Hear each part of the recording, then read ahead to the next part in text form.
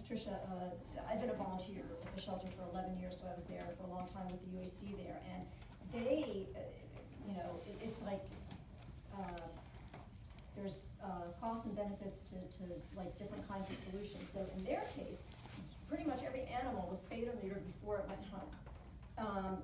The animals tended to sit there in the cages for cats, especially for a long time. I mean, it was not unusual to have a length of stay anywhere from 6 to 8 months, or even longer for cats. Dogs sometimes stayed as long, but again, because a lot of them were there so long, they got spayed or neutered. The shelter now, under the new management, has really shifted policy to like shorter length of stay. Get them from intake up to adoption more quickly, so not the several months wait to get from point A to point B, and then try to get them out of adoption quickly, lower cost, and so sometimes they don't have their surgery before they come. Sometimes they do. A large number of cats I know just went out to Humane Society, came back to their cages, so they have their surgery done. Kittens often don't. People want the kittens. Right. So it's like this trade-off. So with the UAC, they sat there a long time and problems came along with that, but they went home spayed or neutered. Now they're sitting there a lot less, down in intake and in adoption, which are good things.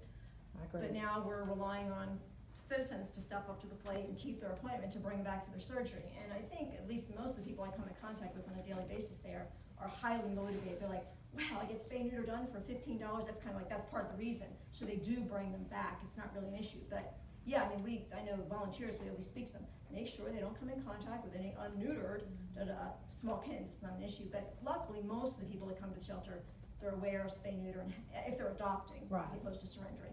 Their animals at home are spayed or neutered, so it's not really a big issue. But like, it's like nothing's perfect. There's no perfect strategy. And I agree. I was just wondering, because like I said prior, I had one, and Yes. literally Yes. it was, we adopted him, and she's, they said he'll have his surgery tomorrow, come back day after tomorrow, and you can bring him home. Yes. So, and then when I went this time, they said, well, you can take them now, but it'll be like a month, and then you bring them back. Yes.